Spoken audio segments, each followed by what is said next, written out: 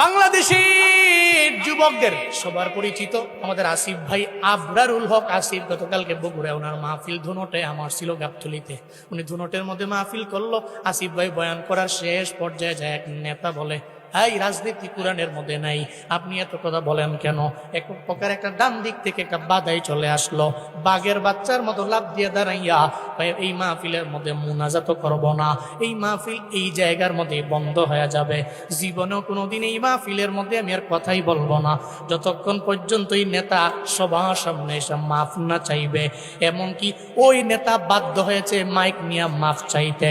এই বাংলাদেশে এমন কিছু উলামায়ে কেরাম আছে, এদের ধারণাও নাই, এরা এখনো মনে করে বাধা দিয়া দিয়া নিজের অনেক দামি বানাবে। এদের কোনো জানাও নাই, এদের কোনো ধারণাও নাই। এমন কিছু উলামায়ে কেরাম এই ময়দানের মধ্যে কথা বলে, এরকম 2, 4, 5টা নেতা কেন, আরো 50-100 নেতারে ও সারাদিন লাগাইয়া পড়াইতে পারবে, অথচ এদের কোনো ধারণা নাই। আল্লাহর কসম করে বলি, মনোহরগঞ্জের জমিন থেকে বলি, ও নেতারা নিজের এত বড় নেতা কেমনে মনে করো?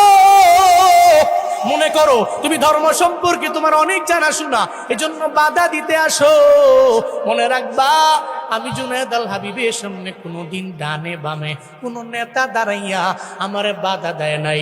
যদি দিতে আসতো ওদিন বুঝাইতাম কত ধানে কত চা, সাহস কত বড়। মাদ্রাসার বারান্দায় না যে 14 বছর 15 বছর 16 বছর ঘোড়ার ঘাস কাটছি আমরা, তোমরা বেশি বুঝো। আপনি অনেক জ্ঞানী মানুষ, শিক্ষিত মানুষ, আপনাকে সম্মান করি, তবে সাবধান, এই মঞ্চ পবিত্র, এই মঞ্চে কোরআন থেকে কথা বললে আপনি বাধা দিতে পারেন না।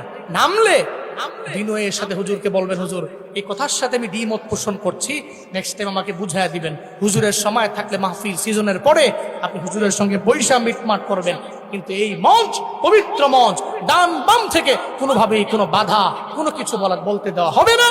এটা বলতে দেওয়া যেতে পারেও না। যে বলে ওর মতো আহমাক এই পৃথিবীতে 2nd নাম্বার আর কেউ নেই।